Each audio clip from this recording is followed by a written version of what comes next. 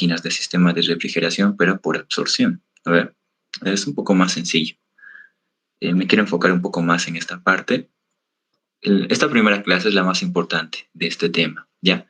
Porque se abordan los conceptos más importantes que independientemente del tipo de ejercicio o la metodología de resolución, si se tienen los conceptos bien marcados, que vamos a avanzar hoy día, esos ejercicios van a poder ser resueltos de forma muy fácil, ¿ya?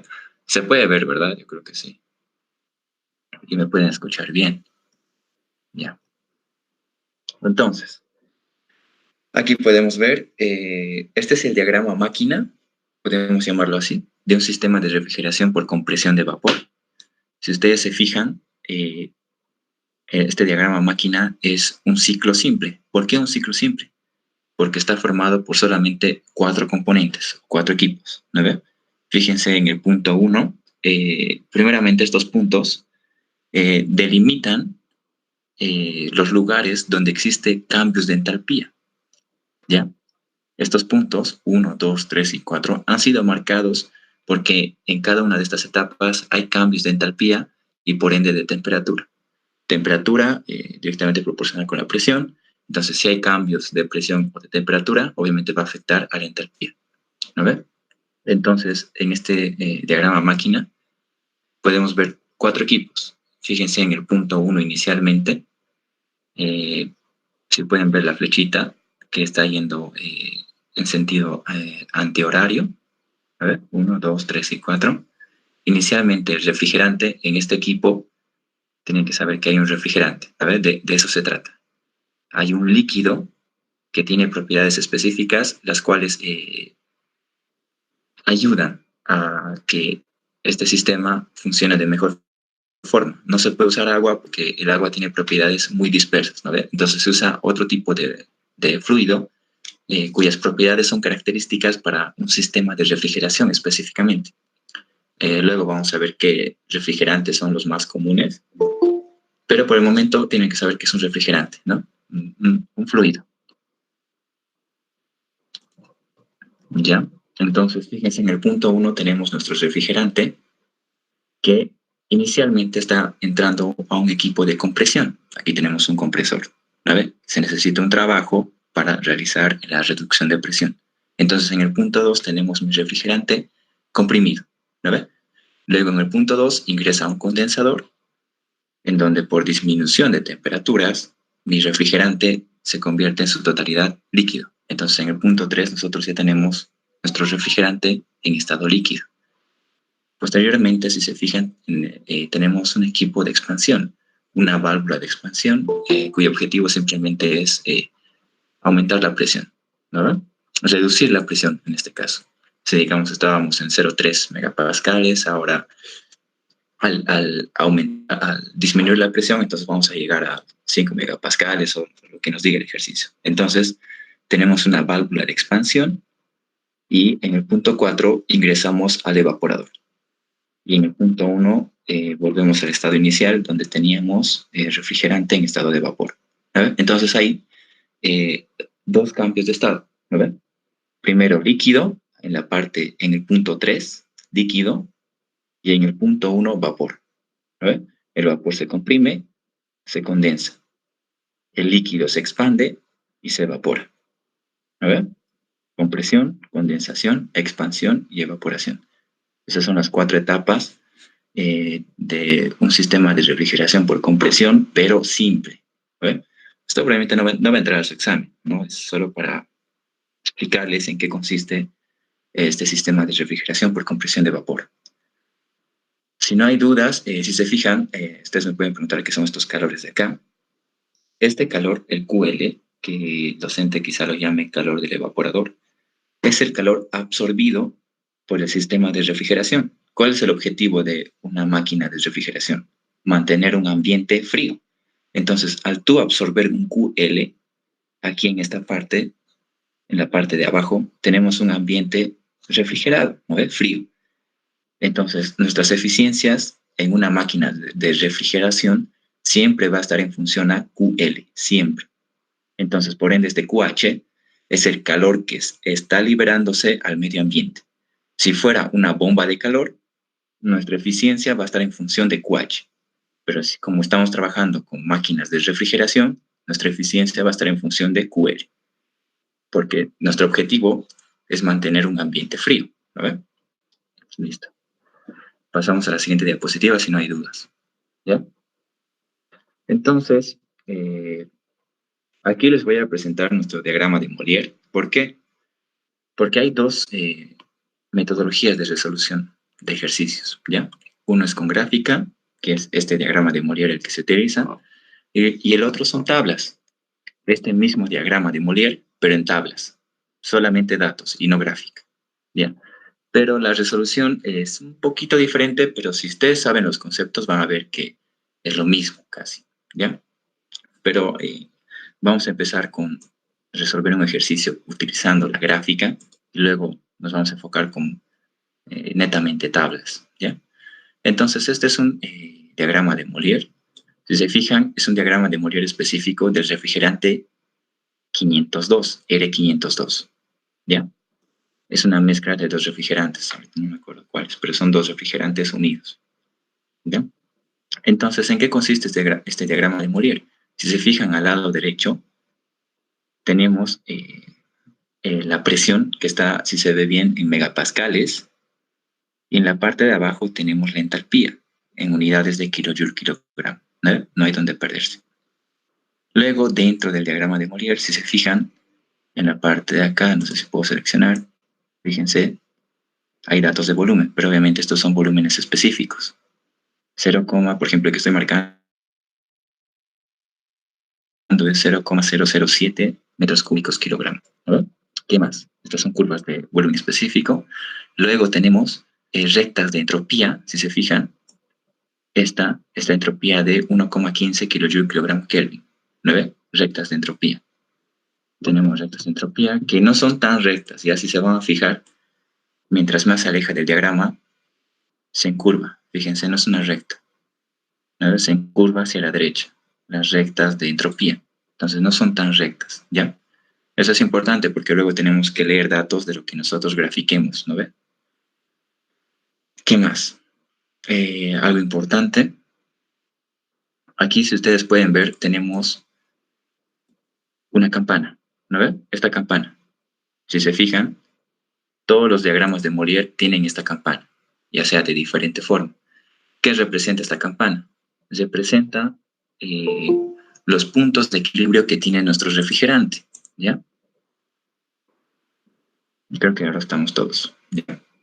Esta campana que están viendo aquí en el diagrama de Molière representa los puntos de equilibrio de nuestro refrigerante. Si se fijan en el lado izquierdo, se divide en dos partes esta campana. Lo voy a dividir así. En el lado izquierdo de nuestra campana, justo en la intersección de la campana, por ejemplo, en esta, justo aquí, la línea azul que estoy marcando, fíjense, la curva de saturación, hasta la línea del medio que yo he marcado, toda esa parte izquierda representa mi refrigerante en estado líquido pero saturado, ¿ya? Líquido saturado. ¿A qué se refiere cuando hablamos de que un líquido está saturado? ¿A qué se refiere?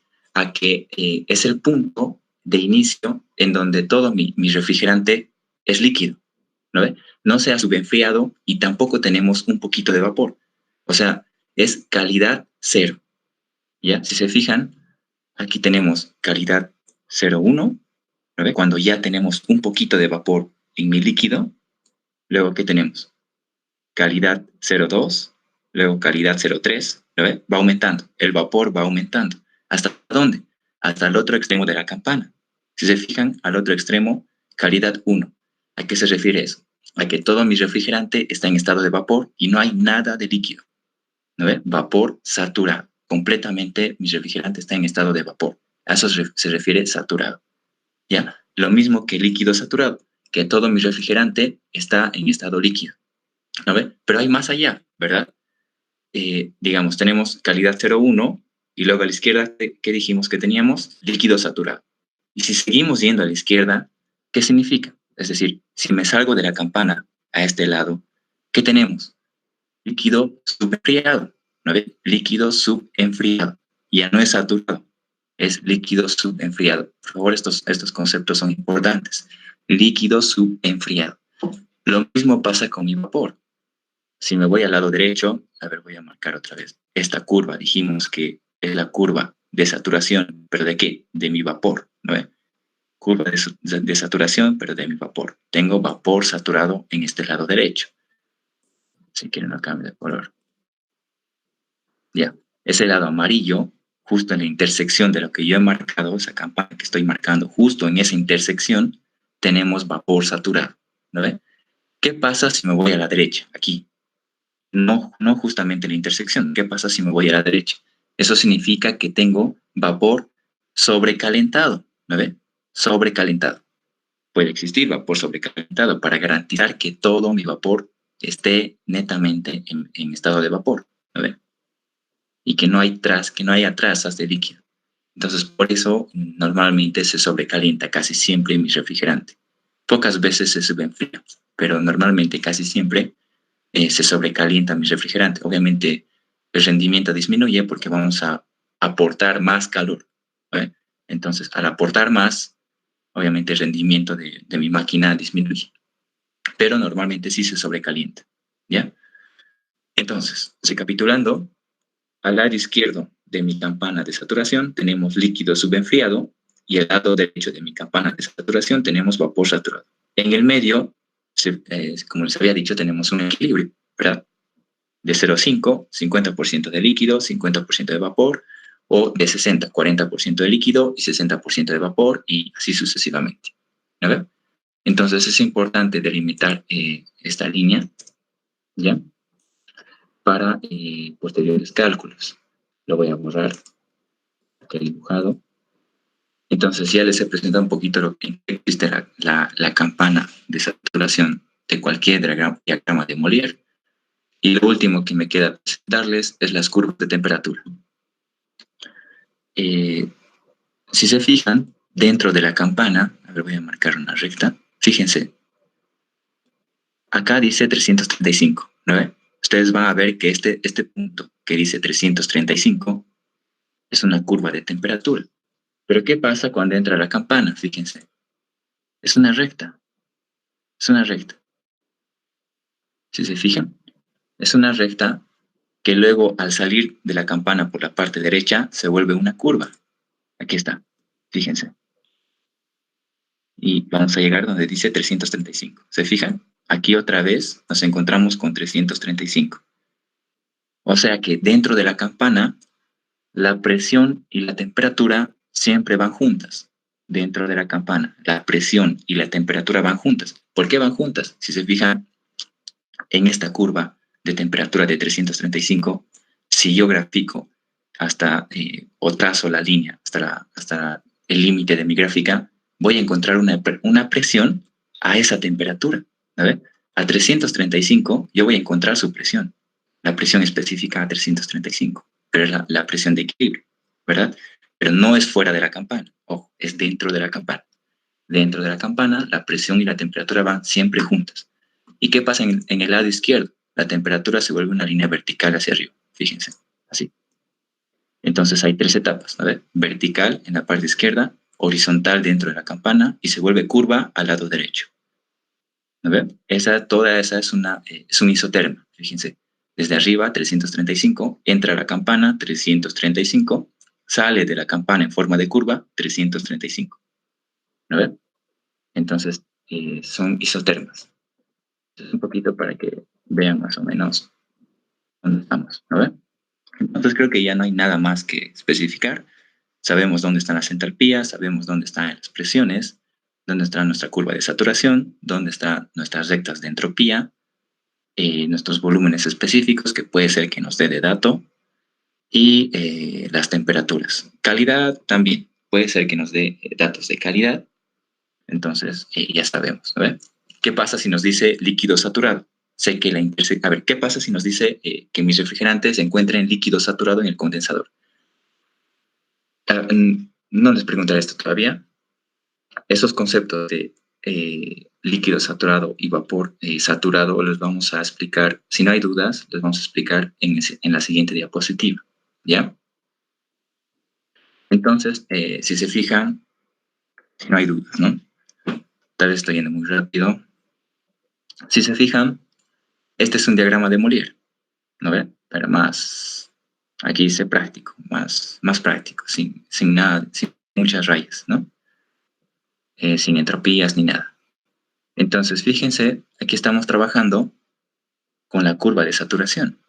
¿Se fijan? Esta curva verde es la curva de saturación que veíamos acá, ¿no ve? Entonces, ¿qué nos trata de explicar esta diapositiva? Si se fijan, primero, o bien lo de afuera, o bien las líneas rojas y las líneas azules. Concéntrense en las líneas negras de adentro. Estas aquí, fíjense. Estas aquí, las flechitas negras de adentro. ¿Ya? Fíjense. Esto representa un ciclo de Carnot. O sea, cuando tú representas tu diagrama máquina, que es este es el diagrama máquina. Cuando tú representas el diagrama máquina dentro de un diagrama de Molière, representas un ciclo de Carnot. Fíjense, este es un ciclo de Carnot. Las líneas negras, las líneas punteadas negras, las flechitas, ¿verdad? Es un ciclo de Carnot de 4 etapas, ¿verdad? Pero este es un ciclo de Carnot ideal. ¿Por qué decimos ideal? Porque si se fijan,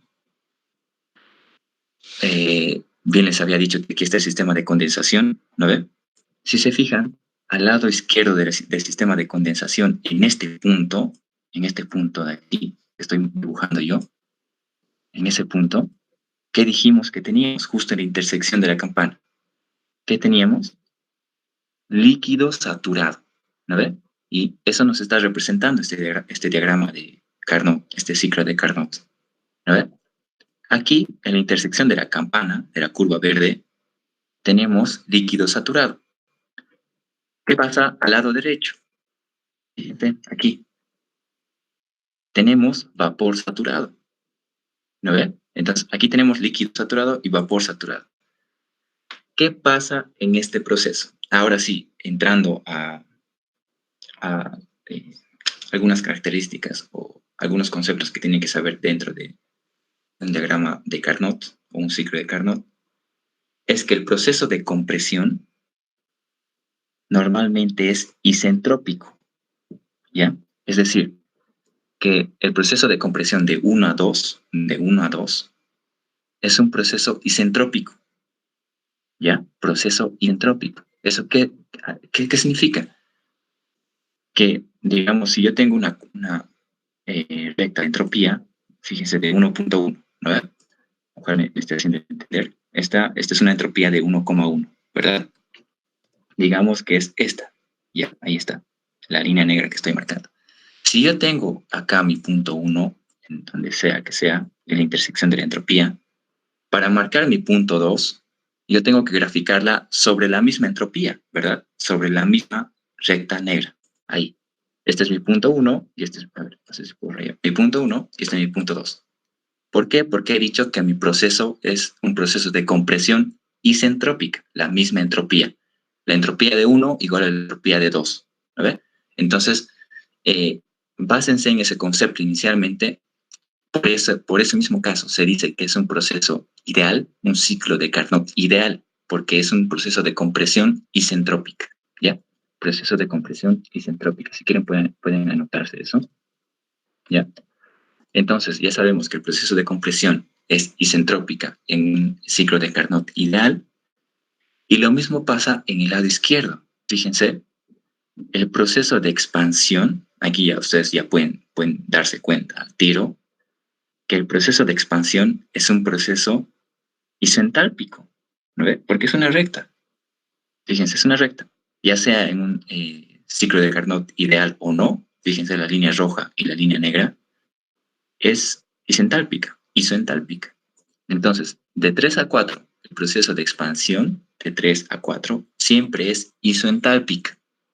Esos conceptos son importantes, nos van a ayudar a resolver ejercicios. ¿Ya? Entonces, esos dos conceptos manejamos. El proceso de compresión en un ciclo de Carnot ideal es isentrópico, y el proceso de expansión, ya sea en un ciclo de Carnot ideal o no, siempre es isoentálpico. Compresión isentrópica, expansión isoentálpica. Listo. Esos dos conceptos. A ver, compresión isentrópica y expansión isoentálpica. Bien, ya hemos explicado las líneas negras de adentro. Voy a borrar lo que he dibujado. Ahora sí, nos fijaremos en el contorno. Fíjense las flechas azules y las flechas rojas.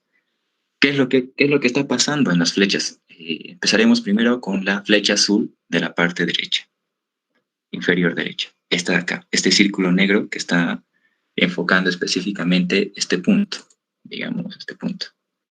Aquí, justo aquí. Voy a graficar otro aquí. Entonces nos enfocaremos primero en el recalentamiento o sobrecalentamiento. Cualquiera es lo mismo, ¿verdad? Recalentamiento o sobrecalentamiento, no importa. ¿Qué es lo que está pasando? Fíjense, yo tenía inicialmente en un ciclo de Carnot ideal, aquí, donde estábamos al inicio, vapor saturado. ¿No ve? Dijimos, vapor saturado. Estamos en la campana, en la parte derecha de la campana, justo en la intersección. Tenemos vapor saturado. ¿Qué pasa si sobrecaliento mi vapor? Mi diagrama cambia. ¿Ve? Si se van a fijar, si se van a dar cuenta, mi diagrama se va a mover hacia la derecha. Fíjense, porque estoy aumentando la temperatura, mi diagrama se mueve hacia la derecha, hasta este punto, hasta un punto X.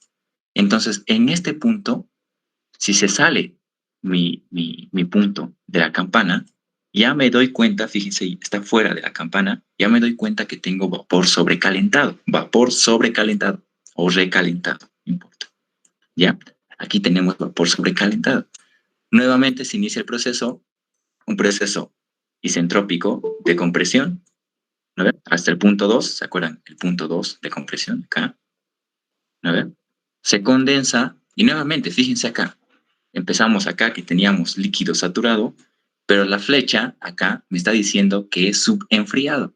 Si reduzco la temperatura, se van a dar cuenta que mi diagrama se mueve hacia la izquierda. Fíjense, este punto negro se mueve hacia la izquierda porque estoy disminuyendo la temperatura para subenfriar mi refrigerante hasta este punto. Entonces, este es mi punto 3, ¿no? Y lo mismo, de 3 a 4 es un proceso isentálpico. Entonces, el proceso de compresión isentrópica y expansión isentálpica no varía. Solo estamos enfocándonos ahorita en los procesos de sobrecalentamiento y subenfriamiento. Esto es lo que hemos explicado un poquito. Lo vamos a representar un poquito acá, es más clarito, ¿ya? Entonces, en un ejemplo X nos daremos que yo tengo vapor saturado en cualquier punto. A ver, un punto fácil. Digamos acá. Acá. Lo voy a marcar con negrito. Entonces, este punto me dice que justo acá yo tengo vapor saturado.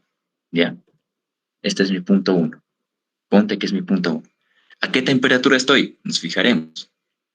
Estoy a la temperatura de 245 Kelvin. 245 Kelvin. Si se fijan, esta es una recta.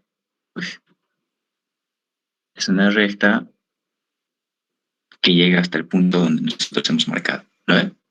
Entonces, en el punto 1 estoy a la temperatura de 245 Kelvin, ¿verdad? ¿Qué pasa si mi ejercicio me dice existe un sobrecalentamiento de 15 grados centígrados? Ustedes saben que el delta, no importa si está en Kelvin o en grados centígrados, cuidado que el delta, o sea, si te dice 15 grados centígrados, cuidado que lo estés transformando en Kelvin, ¿no? El delta no importa, es un delta de temperatura. No importa que esté en Kelvin o en grados centígrados, simplemente se suma. Si fuera en grados Fahrenheit, ya cambia la cosa, porque no son unidades internacionales, ¿no? Pero si estamos en Kelvin o en grados centígrados, no se preocupen, solo sumen o resten ese delta que les dé. En este caso, digamos, un ejemplo que te diga, hay un sobrecalentamiento de 15 grados centígrados. Yo estoy en 245 Kelvin y lo único que tengo que hacer es sumar 15 grados. No importa, centígrados o Kelvin les había dicho. Entonces, 245 más 15 es 260. Entonces, lo que yo tengo que hacer para mover mi punto 1 es primero ubicar la temperatura de 260. Está acá, 260. Entonces voy a subir hasta arriba, hasta la intersección de la campana, fíjense. Esta es la curva de la campana, ¿no ven? Y 260 está acá. Entonces de acá voy a bajar. Voy a bajar hasta donde yo quiera, digamos, hasta aquí. Listo. Desde mi campana hacia abajo, ¿verdad? Esa es la curva de temperatura de 260. Entonces, para yo mover mi punto 1, tengo que trazar dentro de la campana 245, como sabíamos que dentro de la campana la presión y la temperatura iban juntas, entonces trazo una línea recta. Fíjense, voy a trazar una línea recta, hasta donde yo quiera. Digamos, ahí. Listo. A ver. Lo que yo tengo que hacer para mover mi punto 1 es seguir la línea horizontal que yo he marcado inicialmente, esta línea negra, hacia la derecha, ¿verdad? Hasta que intersecte con mi curva de temperatura de 260, y esa es la temperatura azul. Fíjense, estamos acá, entonces nos movemos hacia la derecha. Y si se dan cuenta, nos estamos saliendo de la curva de saturación. Y listo, llegamos acá. Entonces, en este punto, yo ya sé que tengo vapor sobrecalentado. ¿Por qué? Porque no está en la intersección de mi campana, ¿verdad? Yo no puedo ir, a ver, estábamos aquí, ¿verdad? Cuidado que me estén haciendo esto, cuidado que vayan así, o no sé si les ocurre ir así, hasta aquí, cuidado que suban hasta acá, ¿verdad? Porque no estoy cumpliendo lo que me dice mi ciclo de Carnot. Fíjense, en mi ciclo de Carnot te dice que el proceso de evaporación sigue a una presión constante y el proceso de condensación también sigue a una presión constante. Entonces, si se sigue evaporando, si se sigue sobrecalentando mi sistema, mi refrigerante, tengo que ir a presión constante hacia la derecha. Cuidado que me estén subiendo hacia arriba, ¿no? Ya están cambiando las condiciones de presión. Entonces simplemente van hacia la derecha. Lo mismo en subenfriamiento. Voy a, digamos, acá. Acá voy a mover todos mis puntos. Y en este caso no es punto 1, ¿verdad? Este es mi punto 3. A ver, ahora es el punto 3. Inicialmente yo tengo líquido saturado en este punto. ¿A qué temperatura? 320. ¿A ver? Ahora, el lado invertido. ¿Qué pasa si tu ejercicio te dice que hay un subenfriamiento de 15 grados centígrados? Entonces, si hay un subenfriamiento de 15 grados centígrados, a mi 320 te tengo que restar, ¿no ve? 15 grados. 320 menos 15, 305, justo acá. Entonces voy a trazar una línea vertical aquí en 305 y la voy a marcar de otro colorcito. Listo. Yo sé que mi punto 3 tiene que estar en esta curva porque hay subenfriamiento. Mi refrigerante está subenfriado, ¿no? Entonces, lo mismo, como mi proceso de condensación es a presión constante, lo único que tengo que hacer es moverme hacia la izquierda en esta línea que yo he marcado. Me muevo hacia la izquierda hasta la intersección de mi temperatura real, ¿verdad? Listo. Si se dan cuenta, me he salido de la curva de saturación. Entonces, en el punto 3 yo tengo líquido saturado. ¿Ya? No sé si ha quedado claro estos conceptos de subenfriamiento y sobrecalentamiento. ¿O alguien quiere algo? Oxy, disculpe, en la parte de los deltas de temperatura, creo que dijo que no importaba si es Exacto. que... Como estamos en unidades internacionales, ya sea grados centígrados o Kelvin, por favor, al delta que les dé, si está en grados centígrados, no le sumen 273, ¿ya? Porque es un delta de temperatura. Es un delta de temperatura. Si se acuerdan, no sé, en físico-química, en química general, cuando hacíamos curvas de líquidos, ¿se acuerdan? Temperatura final menos temperatura inicial, siempre el delta te quedaba en grados centígrados o en grados Kelvin. Y cuando multiplicabas por el CP, no importaba, ¿verdad? No sé si se acuerdan esa parte. Porque el CP, digamos que está en Kelvin y el delta T está en grados centígrados, nunca hacías la transformación. A ver, lo mismo acá, no hagas ningún tipo de transformación. Siempre y cuando estés trabajando en grados centígrados o en Kelvin. Si estás trabajando en Fahrenheit, es necesario que hagas el cambio de unidades en grados Fahrenheit. ¿ya? Pero en este caso, como casi siempre es en grados centígrados y en Kelvin, no es necesario que sumes 273, simplemente tienes que sumar o restar el delta de temperatura que te dé el ejercicio, ¿ya? Gracias, Auxi. Ya. Entonces, como no hay más dudas, no sé si alguien tiene otra duda tal vez. Auxi, en el Bien. caso del subenfriamiento, la temperatura o la posición que tenemos, ¿no? Que era número 3, al Exacto. subenfriarse, ¿va a ir hacia la izquierda o la derecha? Izquierda. Si te fijas, estábamos inicialmente a 320, ¿no? Ya. Este es de 320. Y como mi ejercicio me dice que hay un subenfriamiento de 15 grados centígrados, entonces 320 menos 15, ¿verdad? Es Ya. 305. Y aquí está. Esta es la de 305. Entonces, si te das cuenta, tienes que dirigirte hacia la izquierda, siempre horizontalmente. ¿Verdad? Cuidado que me estés viendo así.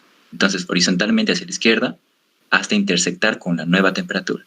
Intersectas y listo. Esta te borra si quieres y listo. Esta es tu temperatura de subenfriamiento. ¿Ya? Ya, gracias, Auxi. Entonces, una pautita, como dice su compañera, para subenfriamiento al lado izquierdo. Siempre subenfriamiento va a haber en la condensación, ¿no? No puede haber subenfriamiento en un evaporador. El subenfriamiento siempre va a ser en el punto 3 y el sobrecalentamiento siempre va a ser en el punto 1. Es decir, a la salida del condensador, subenfriamiento, y a la salida del evaporador, sobrecalentamiento. Siempre, siempre. ¿Ya? Esto está explicando en un diagrama simple. ¿No ven? Espero que estén claros estos conceptos.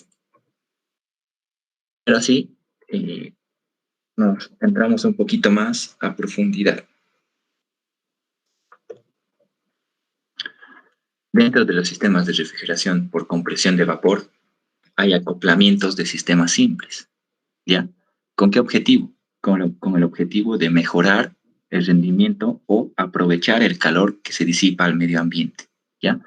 Y hay dos tipos de aprovechamiento o de solapamiento de sistemas simples. Como aquí podemos ver, tenemos dos sistemas de refrigeración, fíjense, dos cuadraditos, fíjense, hay dos cuadraditos, ¿verdad? Son dos ciclos simples unidos, pero ¿de qué forma? Unidos por una cámara flash. Y en la parte derecha, si se fijan, dos sistemas también, fíjense, los cuadraditos son dos, pero están unidos, ¿de qué forma? Mediante un sistema de cascada, ¿ya? Entonces, si se dan cuenta, ya no es un ciclo simple, ¿no? Son dos simples unidos. ¿Por qué se unen? Porque se aprovecha el calor para mejorar el rendimiento de refrigeración, ¿ya? Entonces, hay dos sistemas, de cascada, que es la parte derecha, y cámara flash, que es la parte de la izquierda, ¿ya? Aquí nos vamos a enfocar bien, con suma cautela, para que entiendan bien, porque normalmente este tipo de ejercicios es el que entra a su examen, ¿ya? Nunca va a entrar en un ciclo simple, pero los conceptos que hemos aprendido se siguen aplicando. Entonces, la enumeración, tendrían que aprendérselo de memoria, la enumeración, sobre todo de la cámara flash, ¿ya? Esta enumeración es el que les ha dado el docente. Fíjense, yo cambié de enumeración, ¿no ve? Para que sea más fácil. Pero el docente les dio esta enumeración. Del Sengel. Si no me equivoco, es del Sengel, ¿ya? Eso me olvidé decirles. El libro base para su examen, sí o sí, es el Sengel. Sengel, siempre, siempre Sengel, ¿ya? Hay solucionario también, entonces hoy mismo yo les voy a pasar el libro y su solucionario del Sengel, ¿ya? Obviamente no está muy bien especificado su solucionario, pero si sabes manejar conceptos, vas a entender de dónde saca los resultados o de dónde saca los datos de tablas del Sengel, ¿ya? Siempre mete el Sengel, así que su libro base es el Sengel, siempre, chicos, ¿ya? Entonces explicaremos primero el sistema de cascada, primero, ¿ya? Porque es el más fácil, el sistema de cascada. Fíjense, regla de oro para sistemas de refrigeración. No importa si tienes 4 sistemas simples unidos, En este caso tenemos solo dos, ¿verdad? 1 y 2. El de abajo y el de arriba. A es el de arriba y B es el de abajo.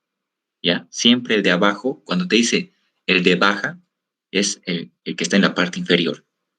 El que te dice, si te dice el compresor de alta, si te dice siempre es el superior, el de más arriba, ¿ya?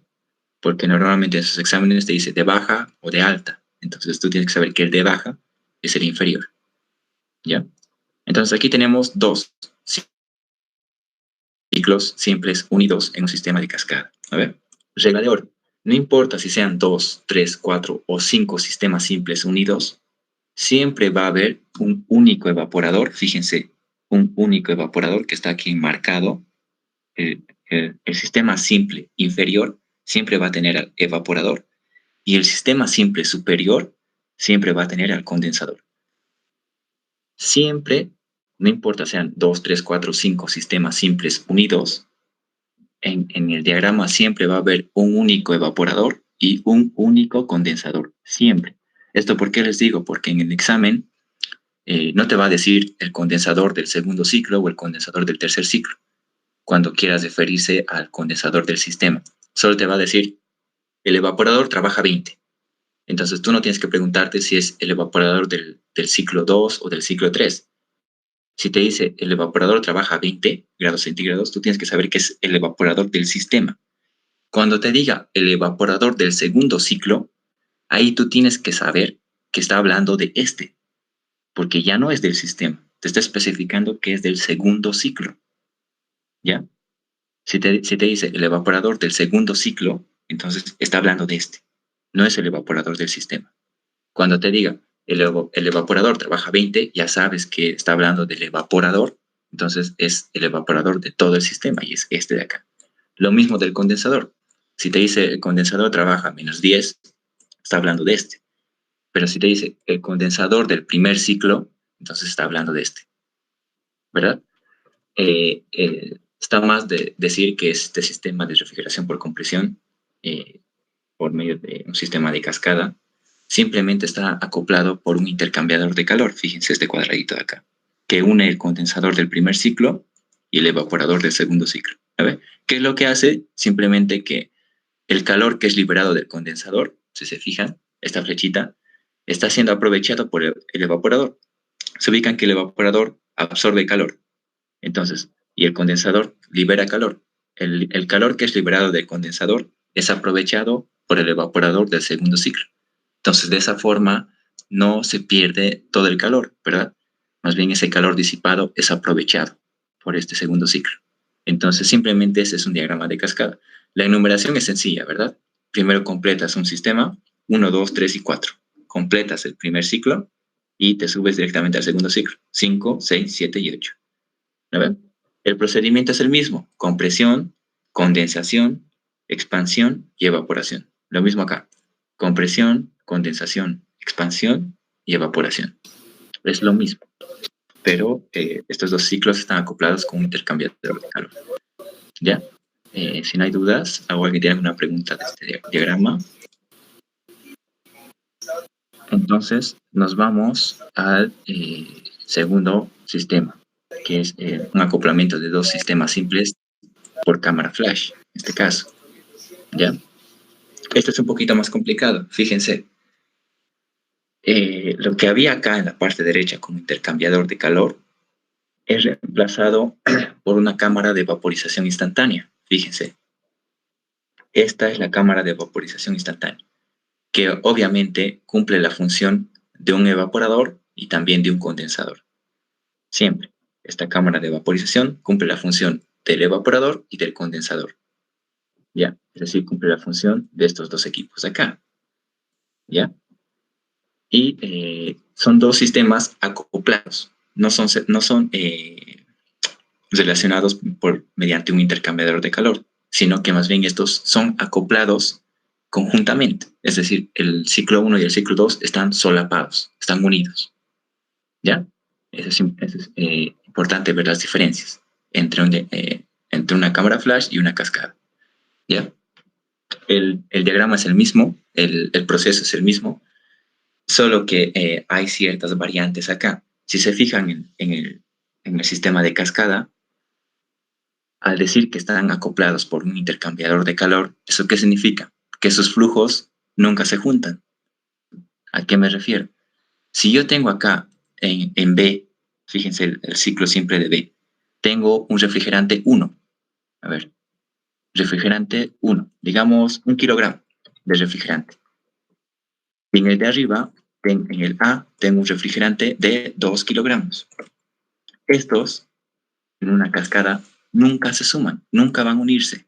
¿Por qué? Porque solo están intercambiando su calor. ¿No ve? Nunca se unen. El refrigerante de 1 kilogramo siempre va a trabajar en el ciclo de abajo. Y el refrigerante de 2 kilogramos siempre va a trabajar en el ciclo de arriba. Siempre. Nunca se suman o nunca se restan. ¿Ya? En cambio, en una cámara flash, sí. ¿Por qué? Porque son solapados. Son sistemas simples unidos. Entonces, si se fijan aquí, yo he marcado el cuadrito donde se juntan. Este es el nodo, se llama nodo. ¿Ya? Este cuadradito de acá. Y en este cuadradito de acá, ambos flujos de refrigerante se unen. Vamos a explicar mejor con este diagrama. ¿Ya? Este es el mismo, que si nos alcanza el tiempo vamos a hacer este ejercicio. Este es el mismo sistema de cascada, pero ya con los flujos básicos de refrigerante bien definidos. Si se fijan, dijimos que acá tenemos un M0 de 1 kilogramo, como el ejemplo que les había dado, y aquí en la parte de arriba un M1, ¿verdad? Ambos trabajan independientemente, como acá, M0 y M1, digamos. Lo mismo acá, M0 y M1. ¿Cuál es la diferencia en una cámara flash? Es que en el nodo, fíjense, empieza mi punto 1. Vamos a ir con calma. Empieza mi punto 1 con mi refrigerante M0, cualquiera sea el flujo másico. ¿No ven? M0, mi punto 1. Se comprime mi M0 hasta el punto 2. ¿Qué pasa con el punto 2 en una cámara flash? Ingresa al nodo, ¿verdad? Ingresa al nodo. Muy bien. Entonces, veremos quién más está ingresando al nodo. Fíjense, tenemos acá M1 en el punto 3. ¿No ven? M1 en el punto 3. ¿Qué está pasando en el punto 3? M1 también está ingresando al nodo. ¿Qué es lo que está pasando en el nodo? M0 entra en contacto con M1. Ambos refrigerantes entran juntos en el nodo. ¿Y qué pasa en el punto 9? Salen ambos refrigerantes unidos. M0 más M1. ¿A ver? Es diferente que una cascada. Entonces, el punto 2 más el punto 3, M0 más M1, en el punto 9 salen juntos, M0 más M1. Juntos se comprimen el sistema de arriba hasta el punto 4, juntos se condensan hasta el punto 5, juntos se expanden hasta el punto 6, y al entrar a la cámara de vaporización instantánea, se separan nuevamente. Se separan nuevamente. ¿De qué forma? Yo les había dicho que la cámara de vaporización cumple la función tanto de un condensador como de un evaporador, ¿verdad?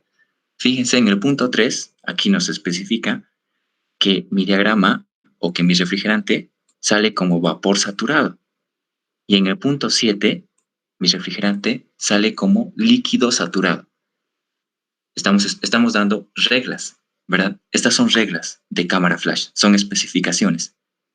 Nunca te va a dar datos del punto 7 ni del punto 3. A las salidas de la cámara flash, nunca te va a dar datos. Eso quiero que sepas, ¿ya? No esperes datos del punto 7 ni del punto 3.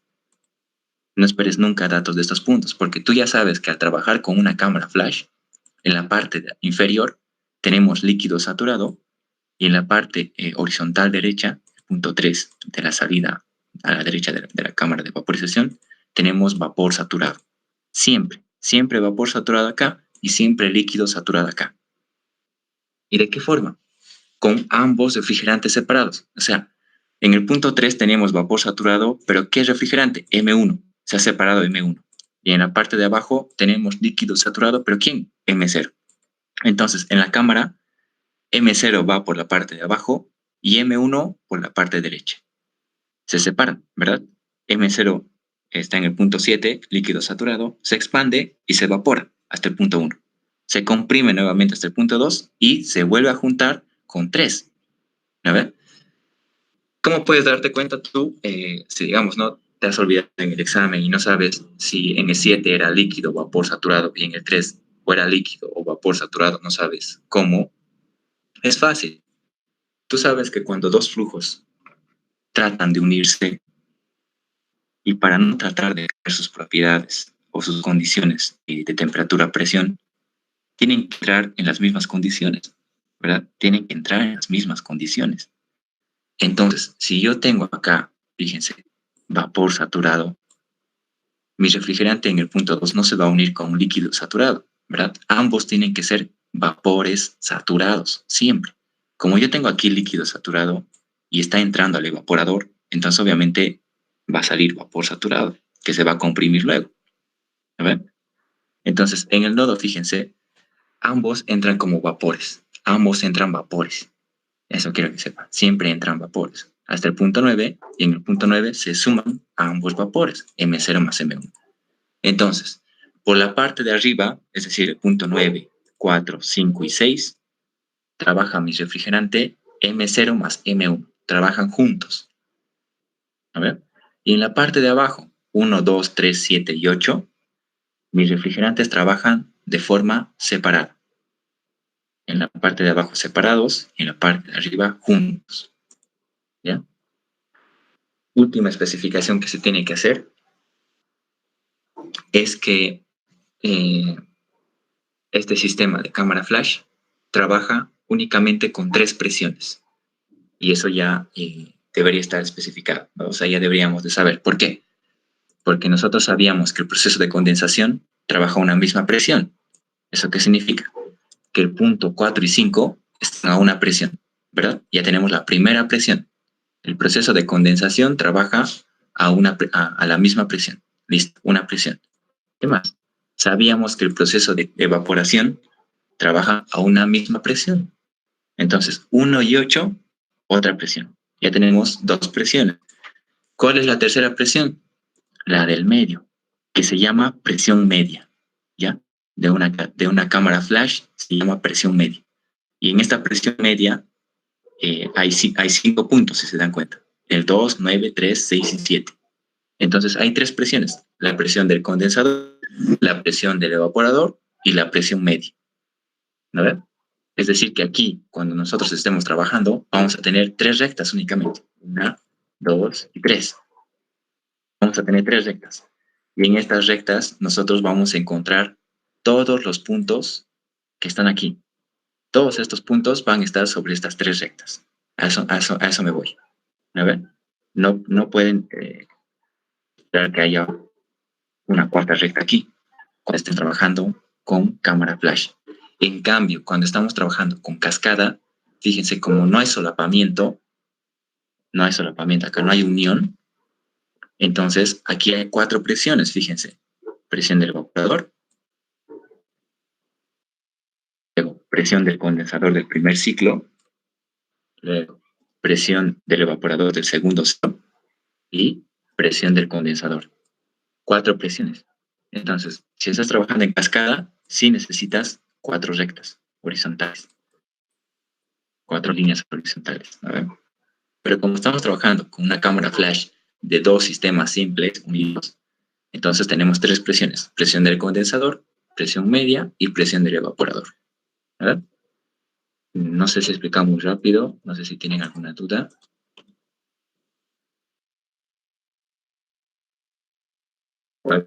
Repita, please.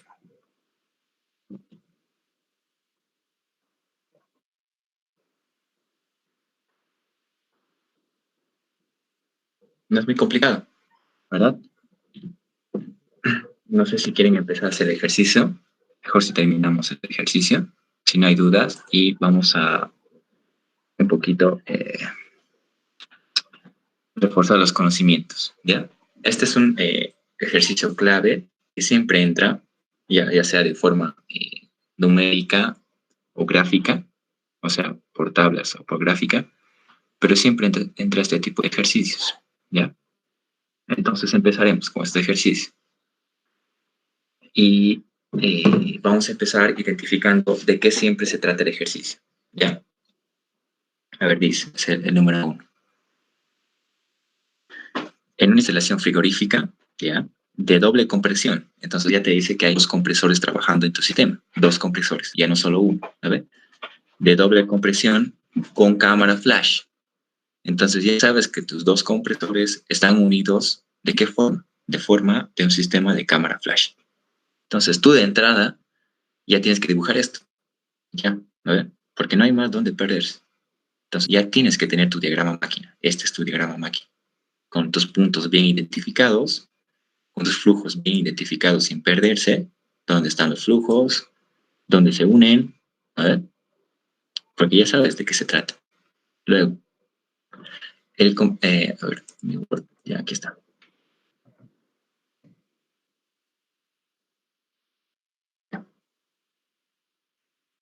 El compresor de baja maneja un caudal másico de 0,1 kilogramos segundo. El compresor de baja. Ya aquí entramos con lo que les había dicho. Baja, alta, etc. ¿Vale? De baja, tú sabes que es la inferior, habíamos dicho. La última, la de abajo. El compresor de baja maneja un caudal másico de 0,1 kilogramos segundo. Entonces vamos a insertar un ratito. La vamos a llamar, como dijimos, M0. ¿Ya? ¿Ya? Es 0,1.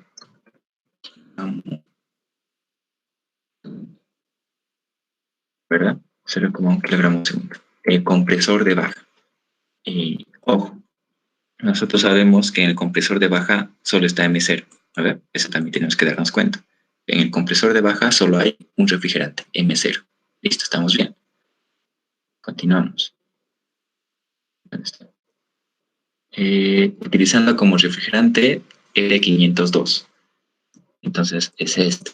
En el examen les va a dar, ya sea tabla, si les dice que vamos a usar solamente tablas, entonces tienen que traer sus tablas para el examen. Todo distinto. O les va a decir, saquen su gráfica. Entonces, de qué refrigerantes él les va a decir. ¿Ya? Entonces, acá tenemos el L502.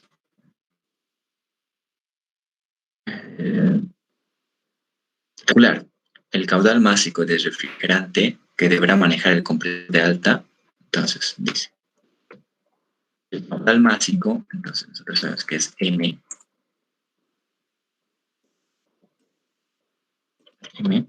pero ¿en qué punto? ¿No? Eso es importante. El caudal másico del refrigerante que deberá manejar el compresor de alta. Nos fijamos el compresor de alta y cuál es el caudal que está manejando el compresor de alta.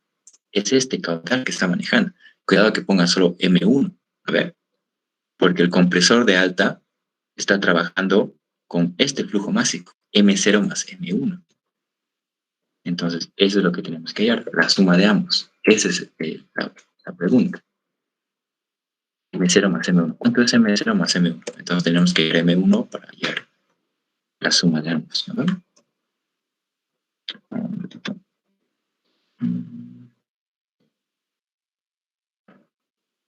M0 más M1. Ese es el inciso A. Inciso B. Inciso B, el COP del refrigerante, el COP máximo y la eficiencia del refrigerante. Entonces te pide COP. Entonces ya vamos a llevar un poquito más después. No son difíciles. Y eficiencia.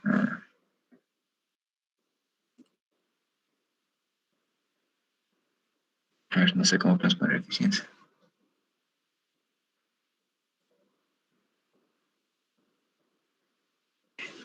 Sí, disculpe, ¿está escribiendo? Uy, perdón, sí, perdón.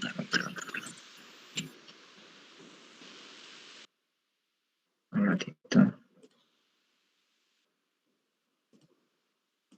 Ya, ahora sí. Pueden ver ahora sí, ¿no, chicos? Perdón. El Word no lo veía. Sí, se ve. Ya, estos son los datos que estamos notando. A ver, M0 más M1, el inciso A. El inciso B, COP máximo y la eficiencia. Estoy tratando de buscar un simbolito para la eficiencia.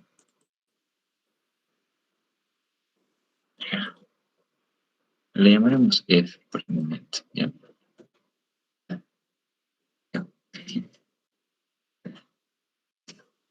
Entonces, el inciso A nos pide M0 más M1, por lo menos haremos esa parte, COP máximo y la eficiencia, ¿verdad? Esto, ¿qué más nos dice el ejercicio? Se cuenta con los siguientes datos. Ahora sí. ¿Por qué les había dicho que primero especifiquen sus puntos de variaciones de entalpía? Porque aquí en sus datos les va a decir a la salida o a la entrada de cada equipo. Entonces tú, para mejorar o facilitar tu resolución del ejercicio, simplemente vas a poner los puntos donde hay cambios, ¿no? Por ejemplo, te dice el primero, la entalpía de entrada al evaporador. Entonces tú sabes que es H primero, ¿no? H, a ver, H, ya, nos está hablando de una entalpía. Pero la entalpía, ¿en qué punto? La entalpía de entrada al evaporador. Me voy a mi diagrama máquina. ¿Dónde está mi evaporador? Está acá. ¿Quién está entrando a mi evaporador? 8. Entonces, la entalpía del punto, específicamente 8. Listo. La entalpía del punto 8, la entalpía del punto 8 de entrada al evaporador es de 90 kJ kilogramo. 90 Joule kilogramo. 90 kJ kilogramo. ¿No? Podemos saber con esta entalpía. Nosotros sabemos que del punto 7 al punto 8 es un proceso isentálpico. Entonces, la entalpía de 8 va a ser igual a la entalpía de 7. ¿Verdad? La entalpía de 8 igual a la entalpía de 7. Esos son conceptos que hemos manejado anteriormente. Expansión isentálpica. Luego, ¿qué más nos dice? La entalpía de salida del evaporador. Nuevamente nos habla de la entalpía.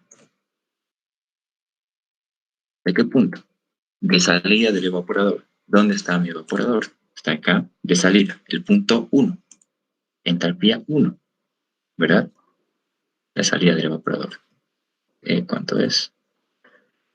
258 kJ kilogramo. 258 kJ kilogramo.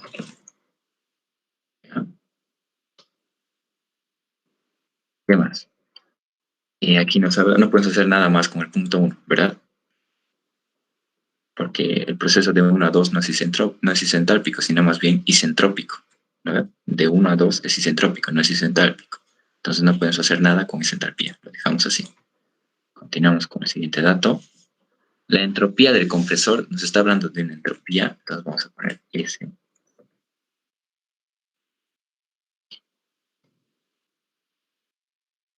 S. ¿Qué punto? Ahora bien, cuando nos habla de entropías, chicos, en los ejercicios, tú no puedes poner, digamos, siempre te va a hablar de entropías, ya sea del punto 1, 2 o del 9 y 4, porque son procesos isentrópicos, ¿no ven? Normalmente son isentrópicos, habíamos dicho. Pero tú no puedes poner 1 o no puedes poner 2 sin antes terminar de leer el ejercicio. Vamos a ver por qué. Puede que en el examen o en el ejercicio te diga las compresiones son de forma isentrópica. Entonces, sabes que S1 es igual a S2. A ver, pero hay en algunos ejercicios que te dice que el rendimiento isentrópico tiene un valor. O sea, no todo es isentrópico, no todo es ideal, sino que hay un rendimiento isentrópico que puede ser, digamos, no sé, 85%. Entonces, el proceso de 1 a 2 es isentrópico, pero en un 85%, no es en un 100%. ¿Ya? Entonces, eso lo vamos a ver enseguida. Por el momento le vamos a poner 1, porque siempre partimos del inicio. No puedes partir del final, ese 2. ¿Vale? Siempre partimos del inicio, ya sea 1 o puede ser 9, ese 9. ¿Verdad? Nunca del final, no puedes poner 4 ni 2. Siempre del inicio, para ver si la entropía cambia un poco en el punto 2 al comprimirse. ¿Ya? Por el momento le ponemos ese 1 y te dice que es 1 kJ kilogramo. 1 kJ kilogramo.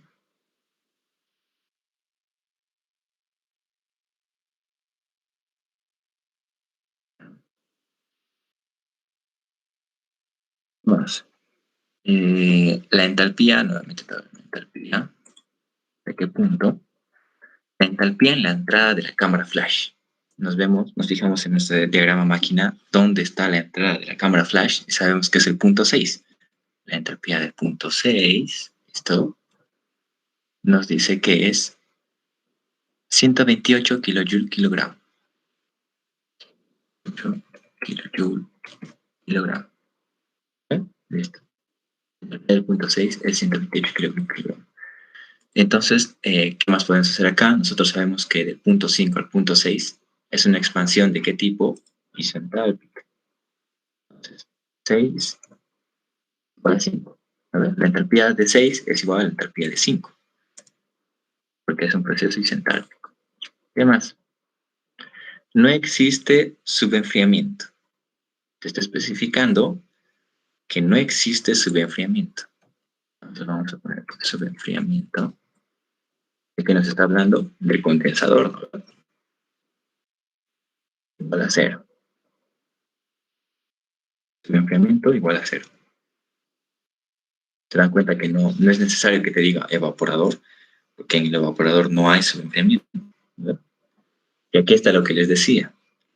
La eficiencia isentrópica de los compresores es 70%. Entonces hay una eficiencia isentrópica. Eficiencia isentrópica. La eficiencia isentrópica te dice que es de un 70%. Entonces, no todo es isentrópico, ¿no ve? Esta entropía va a ser distinta. A ver, esto entre paréntesis. Si quieren, podemos poner que S1, no sé dónde está el símbolo que es igual. Aquí está. Está hablando de esto, fíjense.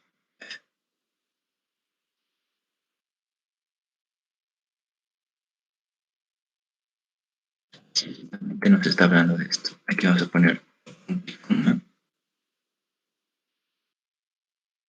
1 y 2. ¿Qué más dice? 9 y 4. Para que me entiendan mejor. 4 y 9.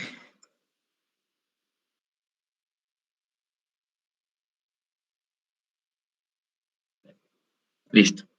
Esto nos está diciendo que la entropía de 1 es distinta a la entropía de 2 y la entropía de 9 es distinta a la entropía de 4. ¿Por qué? Porque hay un rendimiento isentrópico, hay una eficiencia isentrópica. Si esto fuera 100%, te va a decir el ejercicio si así lo es, o si no te dice nada, asumes que es al 100%, por si acaso, entonces no habría esto, si es al 100%, ¿eh? Pero como te dice el 70%, sí tenemos que hacer una corrección. ¿Ya? Esa corrección la vamos a hacer. ¿Ya? Muy bien, entonces son los únicos datos creo que tenemos y empezamos a resolver el ejercicio.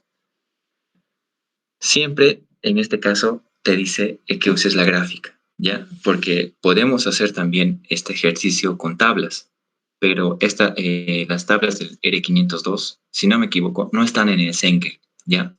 El Cengel únicamente trabaja con las tablas del refrigerante 134A, si no me equivoco específicamente, ¿ya?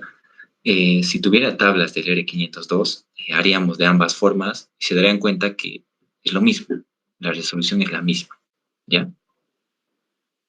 Pero en este caso aprenderemos a usar gráfica, ¿vale? Luego vamos a aprender a usar tablas, pero los conceptos son totalmente los mismos, ¿ya? Entonces empezaremos graficando los datos que tenemos, todos los datos que tenemos. Obviamente los flujos másicos no podemos graficarlos, entonces empezaremos con estos. Siempre ustedes tienen que saber que para graficar cualquier punto en el diagrama de Molière, necesitan para un punto necesariamente 2 datos, ¿vale? Para cada punto necesitas 2 datos para hacer una intersección y hallar un punto. Entonces, ¿con cuál empezamos? Claramente con estos dos. H1, S1. No hay donde perderse, ¿verdad? Lo voy a marcar lo que ya estoy graficando y indicamos primero estos dos. Primero la entalpía 1, 258. Nos vamos a nuestro diagrama. 258. Entonces, aproximadamente, aquí estamos en 250, luego viene 260, entonces está más o menos por aquí. A ver, aprox. Ya, ahí, digamos. Listo. Estamos en la entropía 1, si quieren pasar aquí. H1.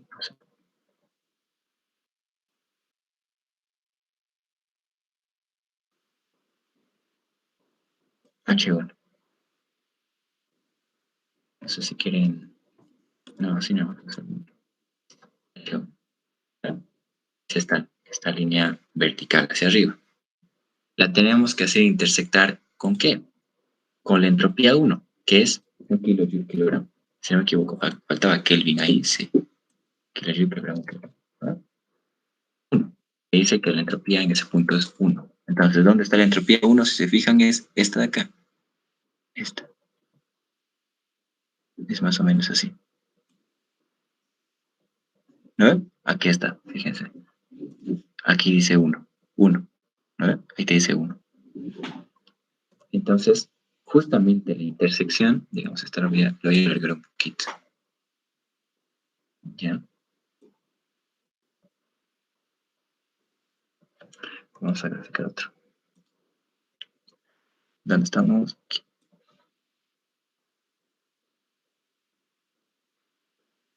Ya. Ya, mejor así. Justo la intersección, acá. ¿Qué tenemos? Tenemos el punto 1, ¿verdad? 1. Tenemos el punto 1. A ver. Hemos graficado la entalpía y la entropía, y en la intersección tenemos el punto 1. Ya tenemos este punto graficado. ¿Qué te decía la regla? Del punto 1 comprimes de forma isentrópica. A ver, lo básico. Tenemos este punto. ¿Qué deberíamos hacer luego? Identificar la presión, porque en este punto yo sé que mi punto 1, este evaporador, punto 1 es la presión de evaporador, lo que habíamos dicho. Entonces, este punto 1 está a la presión del evaporador. Entonces yo voy a trazar una línea horizontal en todo mi sistema y voy a decir que esta línea es la línea de presión de mi evaporador, ¿no ven? Entonces aquí voy a poner, aquí está la presión de mi evaporador. La puedo leer que es aproximadamente 0,4. ¿No ven? 0,4 unidades megapascales. Puedo leer. Listo. Entonces, en esta recta también tiene que encontrarse mi punto 8. A ver, mi punto 8. Ya, pero vamos con calma. Listo, mi punto 1. Ya he graficado estas dos. ¿Qué más? ¿Qué más puedo hacer? Si te fijas, para mi punto 8, ¿qué datos necesito? Necesito o la presión del evaporador o la temperatura del evaporador y algo más del punto 8. ¿Qué tengo del punto 8? Me fijaré. Aquí está. Tengo la entalpía del punto 8. Tengo la entalpía del punto 8 y tengo la presión del punto 8, que es la que he graficado ahorita. Si te fijas, esta es la presión del punto 8, ¿verdad? Eso habíamos dicho. El punto 1 y el punto 8 se encuentran a la misma presión. Entonces, leemos primero la entalpía de 90 kilojoule kilogramo. ¿Dónde está 90 kilojoule kilogramo? Aquí está 100 y aquí está 90. ¿No ven? 90. Aquí. Entonces, aquí vamos a poner entalpía 8. ¿No ven? Entalpía 8. ¿Listo? Y justo la intersección, ¿qué punto va a estar? Mi punto 8. Debe ser un poco grandecitas, ¿ya? Ahorita estoy haciendo muy grandes. Ya, entonces aquí está mi punto 8. Listo. ¿Qué más habíamos dicho de ese punto 8? Que el punto 8, la entalpía del punto 8 es igual a la entalpía del punto 7. Entonces, sobre esta misma línea recta que yo he graficado va a estar mi entalpía 7. ¿No? Si te fijas, puede estar aquí, digamos, estamos acá, ¿no? Y si la entalpía de 8 es igual a la entalpía 7, puede estar acá, puede estar acá, puede estar acá. ¿En dónde? ¿En dónde va a estar? No tengo nada más del punto 7. No tengo nada más del punto 7. Si te fijas, para graficar el punto 7, ¿qué habíamos dicho? Necesito dos datos. La entalpía la tengo ya, pero necesito otra cosa más. Mi punto 7, ¿en qué presión está? Mi punto 7 está en la presión media. ¿Lo ven? Mi punto 7 está en la presión media. ¿Tengo datos de la presión media? No, no tengo nada de la presión media. Pero ¿cuál es la regla que habíamos dicho en cámara flash? ¿Qué te decía la cámara flash? Que a la salida de la parte inferior de la cámara flash, el punto 7 específicamente, va a salir como un líquido saturado. ¿Dónde es líquido saturado? Justo en la intersección de la campana del lado izquierdo. Si te fijas aquí te dice, un ratito, te dice líquido saturado, ¿verdad? Aquí te dice líquido saturado. Entonces, la entalpía 7 va a estar justo en la intersección de la curva, acá. Justo en la intersección de la curva. A ver, no era necesario que te dé datos del punto 7. Ojo. Punto 7. A ver, entonces esto lo vamos a cortar hasta aquí. Ya, listo. A ver, lo hemos graficado sin necesidad de que me dé otra propiedad del punto 7. Y como sé que mi punto 7 está en la presión media, entonces yo voy a trazar una línea horizontal nuevamente sobre el punto 7. Voy a decir que en esta recta se encuentra aquí mi presión media. A ver, mi presión media. Mi presión media es aproximadamente, a ver si quieren leer, aproximadamente 0,9. ¿No?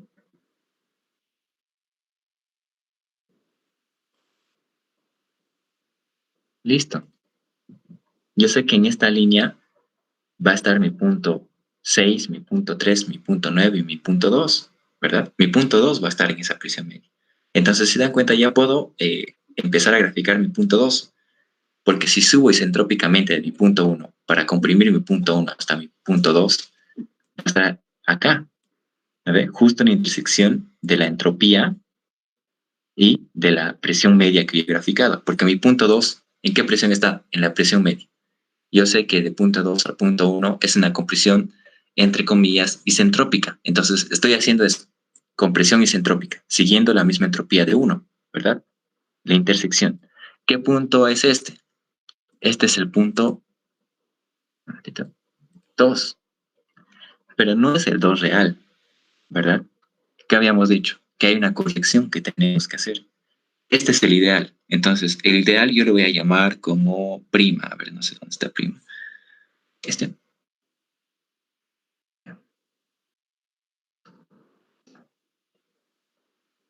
Este es mi punto 2, pero es mi punto 2 prima, ¿ya?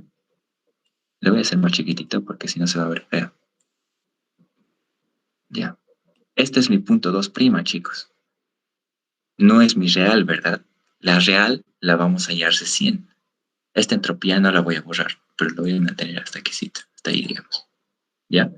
Este es el punto 2 prima, pero no es el real. Tengo que hallar el punto 2 real. ¿Cómo hallo el punto 2 real? Empezaremos con eso. Vamos a poner aquí. Digamos, no sé si estoy yendo muy rápido.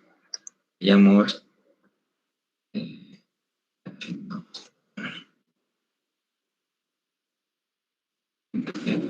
Real.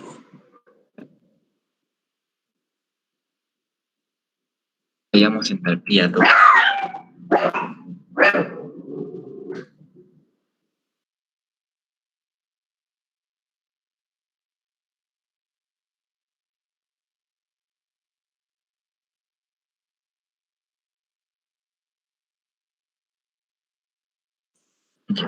Entonces tenemos que hallar la entalpía 2 real.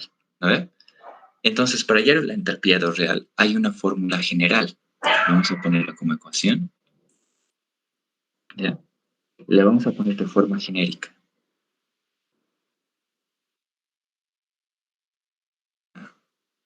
Escribir un ratito, por favor. Y les voy a explicar luego en qué consiste esta ecuación. Esta ecuación siempre se utiliza únicamente en los puntos isentrópicos. O sea, en los procesos de compresión. Únicamente en los procesos de compresión.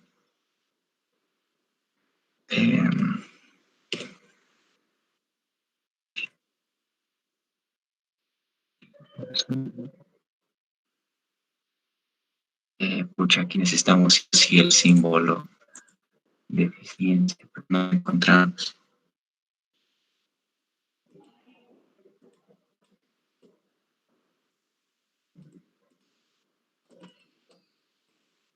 Aquí está. Ahora sí. ¿Ya? Pero esta es la eficiencia isentrópica, ¿verdad? No estamos hablando de eficiencia del ciclo, es la eficiencia isentrópica del sistema. Más, vamos a insertar la ecuación. Entonces, aquí vamos a poner... Sí, un favor, ¿puede agrandar su pantalla? Se ve muy chiquito. Perdón. Ya, ahora sí, tal vez. Sí, está mejor. Ya, perfecto. Entonces, esta es la ecuación genérica, muchachos, que vamos a usar, ¿ya? Únicamente en los procesos de compresión isentrópica para hallar la entalpía real, no importa de cualquier compresor. Por ejemplo, esta es una entalpía I, cualquiera, ¿vale? Puede ser entalpía 2, entalpía 3, entalpía 4, no importa. Está en función, si se dan cuenta, de la entalpía, la misma entalpía, pero S. ¿A qué se refiere IS? La entalpía isentrópica de ese punto. Si estamos hablando del punto 2, tenemos que utilizar la entalpía del punto 2 isentrópica, restar la entalpía del punto anterior, es decir, del proceso antes de la compresión, dividirlo entre el rendimiento que te dé, en este caso 70%, y sumarle la entalpía del anterior punto. Ejemplo, vamos a empezar con la entalpía 2 que nosotros queremos hallar. Le voy a desembarcar esto. Listo. Entonces, como yo quiero hallar la entalpía del punto 2 real, que es esta, ¿no ve? Esta aquí, que tengo que hallar un punto 2 real. Entonces, en vez de I, ¿qué voy a poner? 2. ¿Vale? Necesito hallar la entalpía 2. Entonces tengo que usar la entalpía 2S. Necesito usar la entalpía 2 menos 1. El rendimiento isentrópico es el mismo y necesito 2 menos 1. ¿Vale? Viendo esto, digamos, lo estoy haciendo paso a pasito para que luego ya lo hagamos directamente. 2 menos 1, 1. 2 menos 1, 1. Entonces necesito estas entalpías. Si se fijan, la entalpía 1. ¿Cuál es la entalpía 1? La entalpía antes del proceso de compresión. Si te fijas, aquí está la entalpía 1 antes de comprimir y la entalpía 2 después de comprimir. ¿No ve? Siempre analizando en el proceso de compresión isentrópica. ¿No ve? Entonces, estos datos son los que yo tengo que leer. Se van a dar cuenta que estos datos ya podemos leerlos en la gráfica, pues que ya tenemos de dato. La entalpía 2S, obviamente no tenemos de dato, pero sí la hemos graficado. Si te fijas acá, en esta intersección, ya podemos leer la entalpía 2S.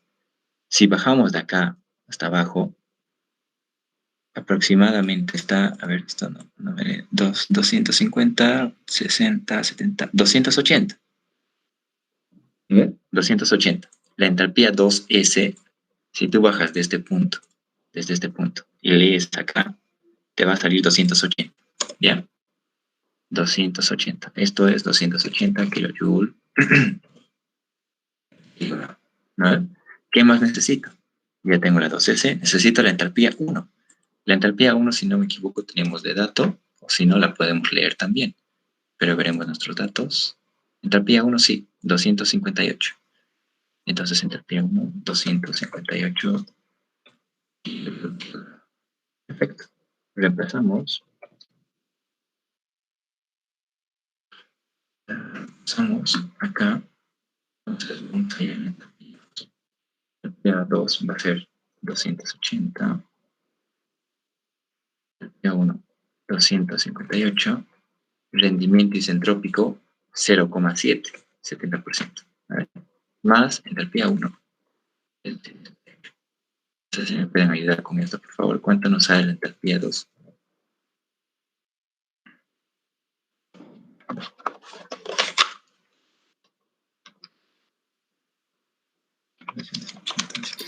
$289,42. Ya, gracias. 289. Solo un decimal, ¿ya? 4.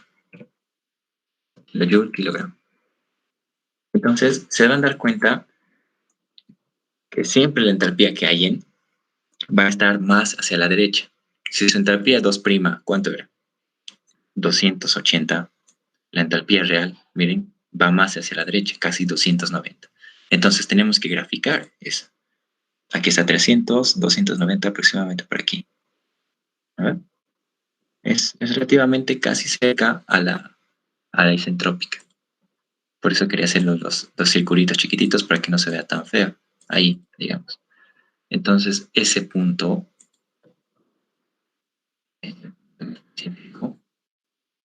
es el 2 real.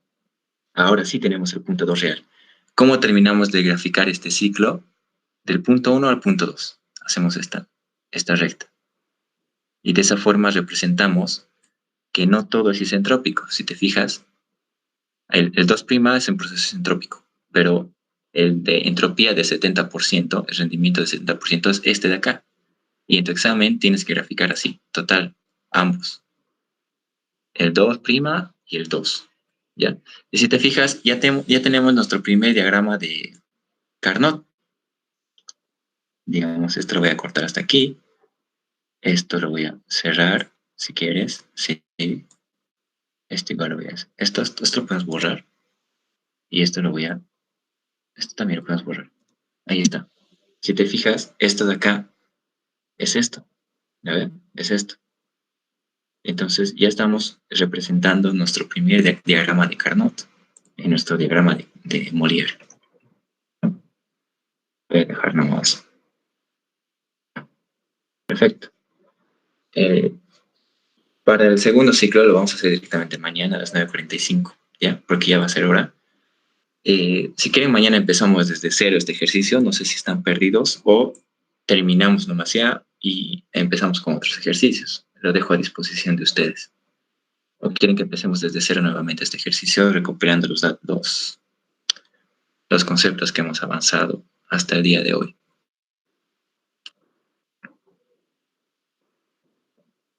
¿Qué dicen?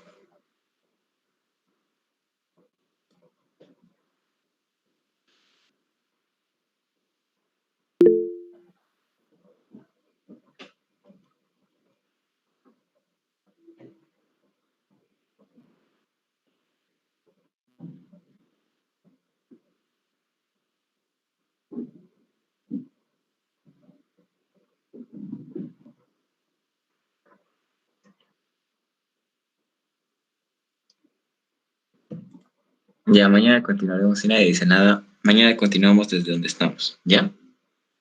Entonces, por el momento ya hemos graficado nuestro primer ciclo y lo único que nos falta es utilizar esto, ¿eh? Este es el único dato que no hemos usado y con esto ya van a ver que vamos a poder cerrar el ciclo de arriba, ¿ya? Es el segundo ciclo. Y al final vamos a poder hallar el inciso B. El inciso A es facilito. El inciso B que te pide COP máximo y eficiencia. Para que estén estudiando, voy a enviarles esta primera parte así tal cual está, si es que van a tener tiempo hasta mañana. Por si acaso mañana es 9:45 de la noche, ¿verdad? No sé si alguien tiene alguna dificultad con esa hora. Vamos a pasar hasta las 11:15. ¿Ya? Quiero que sean así seguiditas para que no se pierdan mucho, porque a veces no terminamos los ejercicios y tenemos que hacerlo necesariamente al día siguiente para que estén fresquitos. ¿Ya? Entonces, lo dejaremos ahí. Si no hay dudas, tal vez dudas. O mañana okay. dudas. Disculpe, yo tenía una duda sobre el inciso A, de cómo se había dado cuenta que era la sumatoria de masas. No sería en sí kilogramo por, no sé, por tiempo, sobre tiempo, porque creo que dice caudal. O Caudal, leí mal. flujo másico en función del tiempo, ¿no ve? Porque a ver, Sí. te dice el compresor de baja maneja un caudal másico y te da las unidades, kilogramos segundo, ¿no ve? Esa era, ¿cuál es tu duda? Del que porque había dicho de que el inciso A es masa 1 más masa 2. Ya, es caudal también, obviamente. ¿No ve? Esto nos va a dar de la misma forma que kilogramos. Exacto, kilogramos segundo también. pero no puedo poner el puntito. Pero obviamente sería como un puntito arriba, ¿verdad? Para que se represente que sea caudal. O sea, ¿te refieres a que caudal podría ser volumen? ¿Te refieres a eso? No, es que como decía masas, quizá esa era mi confusión. Ya. No. Sí. Lo estoy representando de esta forma, como M, ¿ya? De forma genérica. Normalmente creo que el docente usa E. Ya, por eso usaremos M más. ¿Ya? Entonces, simplemente detonación de datos, ¿no? No trates de confundirte, ¿ya? Pero las unidades son kilogramos segundo, siempre en masa, ¿ya? Puede ser caudal másico o caudal volumétrico, por ejemplo, ¿no ven? Pero como el dato nos está dando en másico, el caudal másico, entonces nuestros datos van a ser caudales másicos también, ¿no ven? Sí, o sí, gracias. ¿Ya? Entonces, ¿alguna otra duda otra vez, chicos? Ya, ojalá se esté entendiendo en serio, porque es importante esta primera parte, ¿ya? Sí, continuamos. Ya, continuamos entonces mañana desde donde estamos, ¿ya? Bueno, gracias chicos. Esto les voy a pasar inmediatamente ahorita junto con el Sengel, o tal vez mañana les pase el Sengel, ¿ya? No lo tengo descargado acá. Mañana les voy a pasar el Sengel y su solucionario más, ¿ya? Buenas noches chicos, entonces nos vemos mañana a las 9:45. Gracias, Oxy. Gracias, Oxy. Mañana. Gracias, Oxy.